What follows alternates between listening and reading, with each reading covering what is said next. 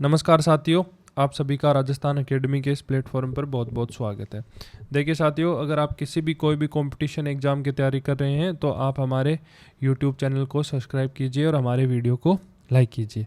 देखिए साथियों, आप मुझे कमेंट करके अवश्य बताएं कि आप कहाँ से हमारी क्लासें देख रहे हैं। तो चलिए आज अपन शुरू करते हैं। पॉलिटी की अपनी क्लास है। इस सीरीज में आज अपन पढ़ेंगे अनुच्छेद 17 और अनुच्छेद 18।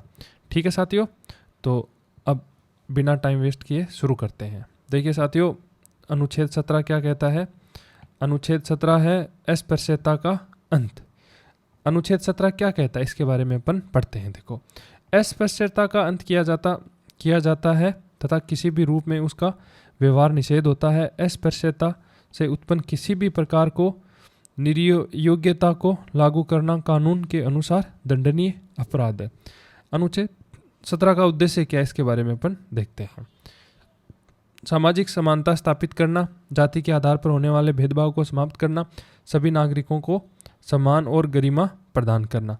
संविधान के समानता के अधिकार अनुच्छेद 14 से 18 को प्रभावित बनाता है। अस्पृश्यता का अर्थ क्या है इसके बारे में अपन देखते हैं। संविधान में अस्पृश्यता शब्द की अलग से परिभाषा नहीं दी गई है। सर्वोच्च न्यायालय के अनुसार इसका अर्थ सामाजिक जातिगत अस्पृश्यता है, न कि धार्मिक और व्यक्तिगत कारणों से किसी को न छूना। उदाहरण के लिए अपन मान लेते हैं, यदि किसी व्यक्ति केवल उसकी जाति के कारण मंदिर में प्रवेश से रोका जाता है, सार्वजनिक कुएं से पानी नहीं भरने दिया जाता, होटल या दुकानों में प्रवेश नहीं दिया जाता, तो यह अस्पृश्यता और अनुच्छेद 17 का इसमें उल्लंघन है। लेकिन यदि किसी संक्रमण रोगी से बचाव के लिए डॉक्टर किसी रोगी को अलग रहने की सलाह देता है तो यह अस्पृश्यता नहीं है। ठीक है साथियों, समझ गए आप। चलिए अपन आगे देखते हैं। अनुच्छेद 17 की क्या क्या विशेषताएं देखो। अस्पृश्यता को पूर्ण रूप से समाप्त करना, किसी भी रूप में अस्पृश्यता का व्यवहार प्रतिबंध करना, इसका उल्लंघन दंडनीय अपराध है। यह राज्य और निजी व्यक्तियों दोनों पर लागू होता है। ठीक है साथियों, इसका उद्देश्य सामाजिक न्याय और मानव गरिमा की रक्षा करना है। अस्पृश्यता को दंडनीय अपराध क्यों बनाया गया है। केवल अस्पृश्यता को समाप्त घोषित कर देना ही पर्याप्त नहीं है। ठीक है साथियों, यदि कोई व्यक्ति फिर भी इसका पालन न करे तो उसे दंडित करने के लिए कानून आवश्यक था। इसी कारण संसद ने कानून बनाया। नागरिक अधिनियम संरक्षण 1955, इसमें क्या था, इसका उद्देश्य क्या था, चलिए अपन इसके बारे में थोड़ा सा देखते हैं। अनुच्छेद 17 को प्रभावित बनाने तथा अस्पृश्यता से संबंधित अपराधों के लिए दंड का प्रावधान करता है। अनुच्छेद 1955 ये क्या करता है। नागरिक संरक्षण अधिनियम 1955 ये क्या करता है, ये अस्पृश्यता से संबंधित अपराधों के लिए दंड का प्रावधान करता है। इसके अंतर्गत अपराध इस अधिनियम के अंतर्गत जो अपराध है वो है मंदिर में प्रवेश से रोकना, सार्वजनिक स्थानों के उपयोग से रोकना, होटल दुकानों और सार्वजनिक सेवाओं से वंचित करना, जाति के आधार पर सामाजिक बहिष्कार करना। उदाहरण के लिए, यदि किसी दलित व्यक्ति को केवल उसकी जाति के कारण मंदिर में प्रवेश नहीं करने दिया जाता है तो इस संबंध में व्यक्ति के विरुद्ध इस अधिनियम के अंतर्गत कार्यवाही की जा सकती है। ठीक है साथियों, अगर किसी व्यक्ति को, कोई दलित व्यक्ति है और उसको मंदिर में प्रवेश नहीं करने दिया जाता तो अधिनियम 1955 के तहत उस पर कार्यवाही हो सकती है। अब अनुसूचित जाति अनुसूचित जनजाति अत्याचार निवारण अधिनियम 1989, इसमें क्या है इसमें देख लेते हैं। जब यह महसूस किया गया कि 1955 का कानून पर्याप्त नहीं है तब संसद ने SC/ST एक्ट 1989 बनाया था। अब SC/ST एक्ट 1989 क्या था इसके बारे में देख लेते हैं। इस अधिनियम, इसके बनाने के उद्देश्य क्या थे। SC/ST समुदाय के विरुद्ध अत्याचार को रोकना, कठोर दंड का प्रावधान करना और पीड़ितों को सुरक्षा और न्याय प्रदान करना। इसका उदाहरण देखते हैं। यदि किसी SC/ST व्यक्ति उसकी जाति के कारण सार्वजनिक रूप से अपमानित किया जाता है तो उस पर अत्याचार किया जाता है तो इस अधिनियम के तहत कठोर कार्यवाही की जा सकती है। ठीक है साथियों, ये कौन से अधिनियम के तहत, 1989 अधिनियम के तहत उस पर कठोर कार्यवाही की जा सकती है। SC/ST के लिए ही है ओनली 1989 का अधिनियम। ठीक है साथियों, अब अनुच्छेद 17 का क्या महत्व है देखो। सामाजिक समानता स्थापित करना, मानव गरिमा की रक्षा करना, जातिगत भेदभाव समाप्त करने का संवैधानिक आधार प्रदान करना, सामाजिक न्याय की दिशा में यह महत्वपूर्ण कदम है। इसके मुख्य तथ्य देखो क्या है। अब इसमें देखो, अनुच्छेद 17 अस्पृश्यता का अंत करना है, यह समानता के अधिकार का भाग है। अस्पृश्यता का पालन करना दंडनीय अपराध है। नागरिक अधिकार संरक्षण अधिनियम 1955 अनुच्छेद 17 को लागू करने हेतु था और SC/ST अत्याचार निवारण हेतु 1989 में अत्याचार रोकने हेतु बनाया गया था और अनुच्छेद 17 में राज्य और निजी दोनों व्यक्तियों पर लागू होता है। ठीक है साथियों, अब एक सरल उदाहरण देखिए, अपन इसको समझ लेते हैं, इसको खत्म करते हैं, इसके बाद में अपन देखेंगे अनुच्छेद 18। ठीक है साथियों, ये कोई बहुत ज़्यादा बड़ा नहीं है, छोटे छोटे दो ये अनुच्छेद है, तो ये इसको एक ही क्लास में अपन कवर कर लेंगे। ये 15-20 मिनट की अपनी क्लास होगी। यदि किसी गाँव में किसी व्यक्ति को केवल उसकी जाति के कारण नाई बाल काटने से मना कर देता है और सार्वजनिक कुएं से पानी भरने न दिया जाए तो अनुच्छेद 17 का उल्लंघन है और संबंधित व्यक्ति के विरुद्ध कानून के अनुसार कार्यवाही की जा सकती है। इस प्रकार अनुच्छेद 17 अस्पृश्यता का अंत का संपूर्ण अध्ययन पूरा होता है यहीं पे। ठीक है साथियों, अब देखते हैं अपन अनुच्छेद 18। इसमें क्या है? उपाधियों का अंत। अनुच्छेद 18 समानता के अधिकार अनुच्छेद 14 से 18 का अंतिम अनुच्छेद है। इसका उद्देश्य भारत के समानता की भावना को बनाए रखना और वंशानुगत और विशेषाधिकार वाली उपाधियों की परंपरा को समाप्त करना है। ठीक है साथियों, अनुच्छेद 18 क्या कहता है इसके बारे में देखते हैं। अनुच्छेद 18 का उद्देश्य यह सुनिश्चित करता है कि भारत में किसी भी व्यक्ति को ऐसी उपाधि न दी जाए जिससे समाज में ऊंच नीच और विशेषाधिकार की भावना उत्पन्न हो। अब इसके अनुच्छेद 18 के 4 भाग हैं, वो देख लेते हैं। अनुच्छेद 18 में पहला भाग क्या कहता है? देखो, इसमें राज्य द्वारा उपाधियों प्रदान करने का निषेध क्या कहता है? राज्य किसी भी व्यक्ति को कोई उपाधि टाइटल प्रदान नहीं करता है। अपवाद इसमें क्या है? देखो, 2 प्रकार की उपाधियां दी जा सकती है। किस प्रकार की? एक तो सैन्य उपाधियां और एक शैक्षणिक उपाधियां, 2 प्रकार की दी जा सकती है। पहले अपन देख लेते हैं सैन्य उपाधियां में परम वीर चक्र, महावीर चक्र और वीर चक्र, ये 3 उपाधियां सैन्य उपाधियों के रूप में दी जा सकती है। अब बात करते हैं शैक्षणिक उपाधियों की। शैक्षणिक उपाधियों में देखो BA, MA, BTech, MBBS और PhD की ये उपाधियां दी जा सकती है। अब उदाहरण के लिए अपन देखते हैं, इसको समझते हैं। यदि सरकार किसी व्यक्ति को राजा, राय बहादुर, सर और नवाब जैसी उपाधि देती है तो यह अनुच्छेद 1 का उल्लंघन होगा। लेकिन यदि किसी सैनिक को परमवीर चक्र दिया जाता है तो यह पूरी तरीके से वैध है। अब अनुच्छेद 18(2) क्या कहता है? विदेशी राज्य से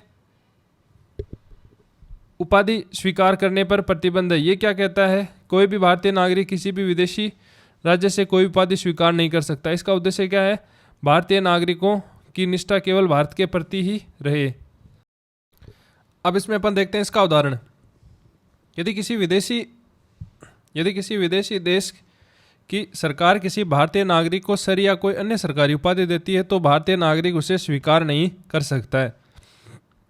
ठीक है साथियों, इसके बाद में अपन बात करते हैं अनुच्छेद 18(3) की, विदेशी नागरिकों पर प्रतिबंध। ये क्या कहता है? देखो, यदि कोई विदेशी नागरिक भारत की सरकार के अधीन लाभ या विश्वास का पद धारण करता है तो वह राष्ट्रपति की अनुमति के बिना किसी विदेशी राज्य से कोई उपाधि स्वीकार नहीं कर सकता है।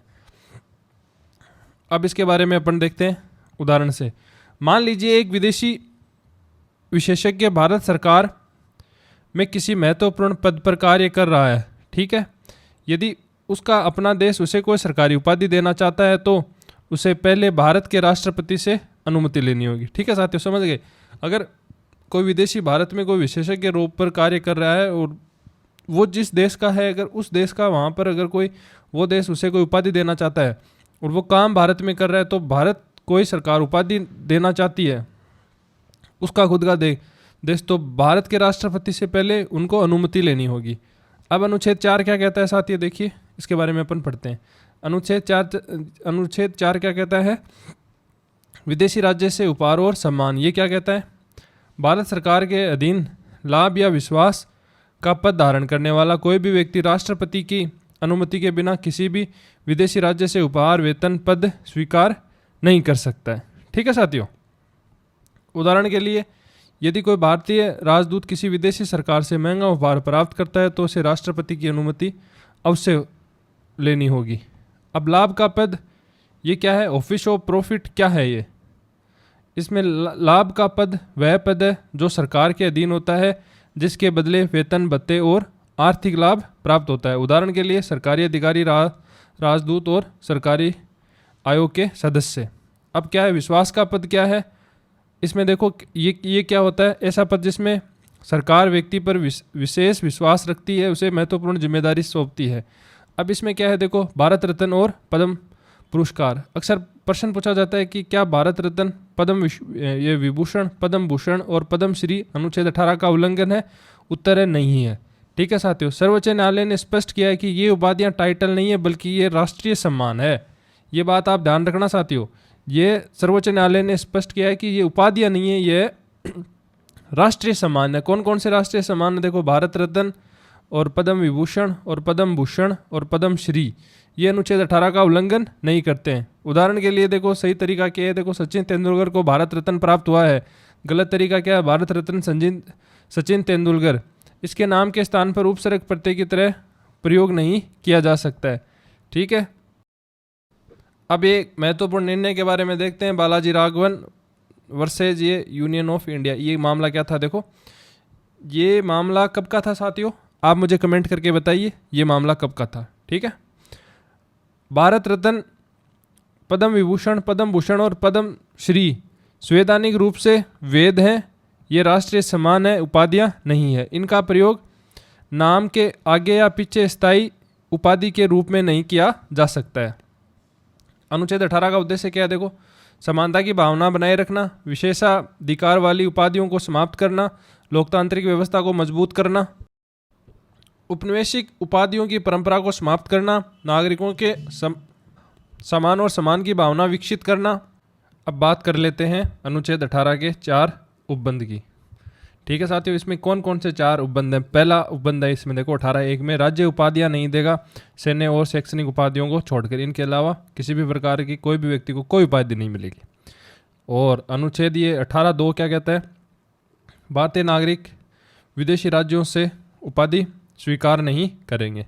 ठीक है साथियों, और तीसरा क्या कहता है? भारत सरकार के अधीन कार्यरत विदेशी नागरिक राष्ट्रपति की अनुमति के बिना विदेशी उपाधि स्वीकार नहीं करेंगे। 18(4) क्या कहता है? भारत सरकार के अधीन लाभ या विश्वास का पद धारण करने वाला व्यक्ति राष्ट्रपति के अनुमति के बिना विदेशी राज्य उपहार पद या परिश्रमिक स्वीकार नहीं करेगा। ठीक है साथियों, अब कुछ अपन महत्वपूर्ण तथ्य देख लेते हैं। देखो, अनुच्छेद 18, इसमें उपाधियों का अंत किया गया है। ठीक है, सैन्य और शैक्षणिक उपाधियां इसमें अपवाद है। भारतीय नागरिक विदेशी उपाधि स्वीकार नहीं कर सकता है। 18(3) और 18(4) राष्ट्रपति की अनुमति आवश्यक है। भारत रत्न और पद्म पुरस्कार राष्ट्रीय सम्मान है, ये उपाधियां नहीं है। बालाजी राघवन मामला 1996 में, ये पद्म पुरस्कार संवैधानिक है।